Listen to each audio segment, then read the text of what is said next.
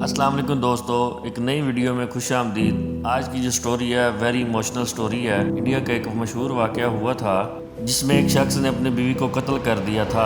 दोस्तों 2022 में एक केस ने इंडिया को हिला के रख दिया था। एक औरत शोधा वॉकर को इसी का खामन आफ्ताब अमीन ने कत्ल करके इसकी बॉडी के 36 टुकड़े किए और इन टुकड़ों को एक फ्रिज में स्टोर कर लिया और ये आदमी इन टुकड़ों को अगले 18 दिन तक दिल्ली शहर के मुख्तलिफ इलाकों में फेंकता रहा। ये कहानी इतनी शॉकिंग और खौफनाक है। ये कत्ल का वाक़या सुनकर इंडिया के लोग शौक में आ गए थे। ये वाक़या सुनने के बाद मेरे जहन में एक और ही शॉकिंग केस सामने आया।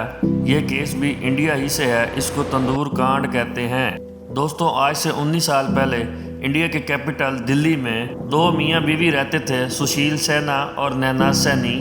ये दोनों मियाँ बीवी इंडिया में सियासत में थे और इंडिया की कांग्रेस पार्टी में शामिल थे। सुशील सैना तो एक एमएलए था, यानी कि पार्टी का मेंबर था, और नैना ना सिर्फ पायलट थी बल्कि ये अपना बुटीक भी चलाती थी। यानी इन दोनों की ज़िंदगी बज़ाहिर बड़ी हंसी खुशी से गुजर रही थी, लेकिन हकीकत में ऐसा कुछ भी न था। दोस्तों ये दोनों मियाँ बीवी आपस में लड़ते रहते थे और इस लड़ाई की एक ही वजह थी कि एक आदमी मतलूब करीम था। मतलूब नैना का बचपन का दोस्त था और इनकी फ़ोन पर अक्सर बातें होया करती थी और यही बात सुशील को पसंद न थी। मतलूब करीम पार्टी का भी हिस्सा था, कांग्रेस पार्टी का, यानी इन तीनों का अक्सर आमना सामना भी हो जाया करता था। दोस्तों सुशील और नैना के झगड़े आपस में इतने बढ़ गए कि सुशील ने प्लान बनाया ये नैना को लेकर ऑस्ट्रेलिया शिफ्ट हो जाएगा। इससे इन दोनों के झगड़े भी खत्म हो जाएंगे और शायद ज़िंदगी दोबारा मामूल पर आ जाए। लेकिन नैना ने सुशील के साथ ऑस्ट्रेलिया जाने से इनकार कर दिया। अब सुशील को लगता था कि इसकी शादी नहीं चल पा रही तो ये नैना से अलग हो सकता था। रिश्तों को ज़बरदस्ती खींचने से नुकसान ही होता है। लेकिन सुशील के सर पर गुस्सा सवार था। ये आदमी गुस्से में भूल चुका था कि ये किसी और की जान लेने वाला है और इसकी अपनी ज़िंदगी भी तबाह व बर्बाद होने वाली है। ये वाक़या 2 जुलाई 1995 की रात थी जिस वक्त सुशील अपने घर आया। ये एक फ्लैट में रहता था जो दिल्ली की जगह ओले मार्केट में मौजूद थी। जब ये कमरे में पहुंचा तो इसने देखा कि इसकी बीवी फ़ोन पर किसी से बात कर रही है। दोस्तों उस वक्त मोबाइल तो होते नहीं थे, फिर इसने वही नंबर दोबारा मिलाया जिस नंबर पर नैना की बात हो रही थी। दोस्तों ये नंबर मतलूब करीम का ही था। नैना ने फ़ोन बंद कर दिया था। सुशील गुस्से में अपने होश खो बैठा। उसने अपना रिवाल्वर निकालकर नैना की जान ले ली।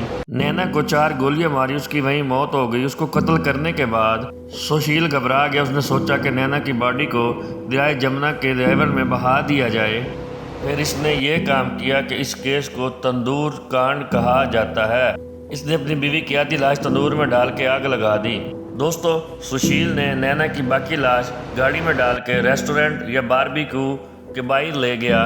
इस रेस्टोरेंट का मैनेजर केशव कुमार सुशील का दोस्त था। इसने केशव को सारा वाक़या बताया। उसके बाद कहा कि ये नैना की बॉडी को जलते हुए तंदूर के अंदर बाकी जो हिस्सा रह गया जलाना चाहता है ताकि नैना की मौत का कोई सबूत ना मिले किसी को।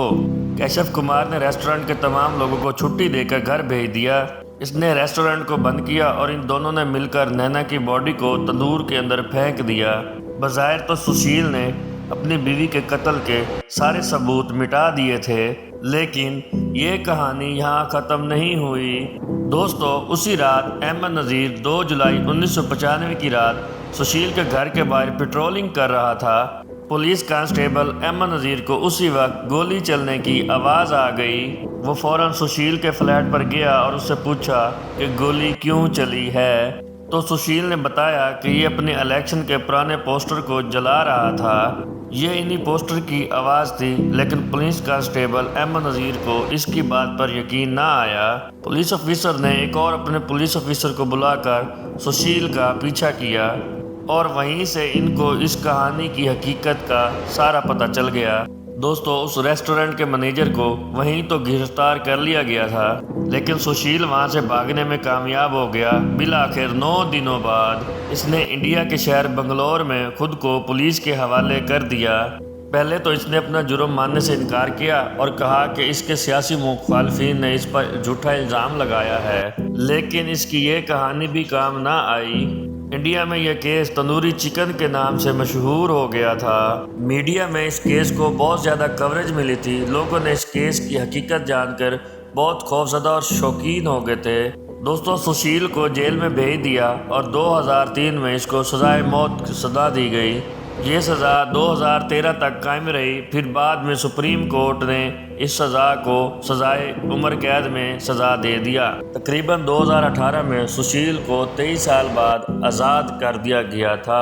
उस वक्त इसकी उम्र 60 साल हो चुकी थी। रिहा होने के बाद इसने इतराफ़ किया कि वो अब अफसोस करता है। इसने ना सिर्फ अपनी बीवी की जान ले ली बल्कि अपनी ज़िंदगी भी तबाह व बर्बाद कर ली। इसका एक और भाई भी था जो हादसे में जाँ बहक हो गया था और इसके बूढ़े माँ बाप भी अब अकेले रह गए थे। सोचा जाए तो ये अपनी बीवी से अलहदा हो सकता था, लेकिन इसने गुस्से में आके अपनी बीवी की जान ले ली, एक मासूम ज़िंदगी ख़त्म कर दी और कई लोगों की ज़िंदगियां भी तबाह व बर्बाद कर दी। जी तो दोस्तों, उम्मीद करते हैं आपको आज की हमारी ये स्टोरी बहुत पसंद आई होगी। हम उम्मीद करते हैं कि आप मज़ीद वीडियो देखने के लिए हमारे चैनल को लाइक, सब्सक्राइब और अपने दोस्तों के साथ ज़रूर शेयर करेंगे। आप सब दोस्तों का बहुत बहुत शुक्रिया। मिलते हैं एक नई वीडियो में, तब तक के लिए अल्लाह हाफिज़।